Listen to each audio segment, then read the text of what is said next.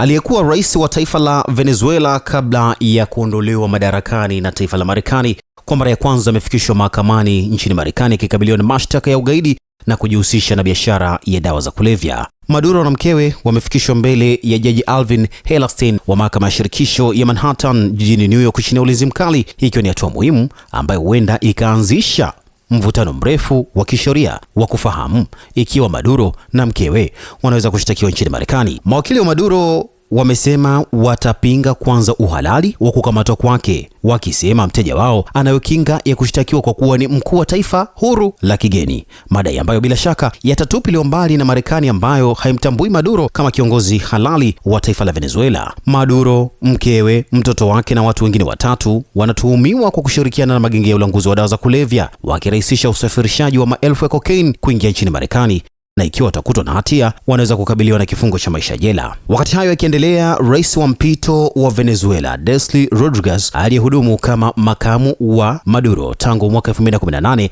na aliyechukua nafasi ya mshirika wake Maduro, hivi sasa ametangaza kushirikiana na utawala wa Donald Trump katika kile kinachotazamwa kuwa ni mabadiliko makubwa katika uhusiano kati ya Washington na Caracas. Hata hivyo, wachambuzi wanasema azma ya Marekani ya kutaka kuhodhi sekta ya mafuta ya Venezuela itakabiliwa na changamoto nyingi, ikiwa ni pamoja na hatua zitakazochukuliwa na Urusi pamoja na Uchina ambazo hazitokubali kuona uwekezaji waliouwekeza katika taifa hilo wa mabilioni ya dola ukipotea. Katika hatua nyingine, ukosoaji wa kimataifa umeendelea kufuatia kitendo cha kutekwa kwa Maduro na makomando wa Marekani, huku baadhi ya mataifa yakishindwa kuwa na msimamo wa wazi juu ya tukio hilo. Ujerumani kupitia waziri wake wa mambo ya nje Johann Wadephul imetoa wito wa kurejeshwa hali ya utulivu wa kisiasa huko Venezuela na kusisitiza kuwa linalopaswa kuzingatiwa kwa sasa ni kutafuta namna ya kusonga mbele kwa kuzingatia sheria za kimataifa, demokrasia na kujitawala kwa watu wa Venezuela. Ujerumani imenukuliwa ikisema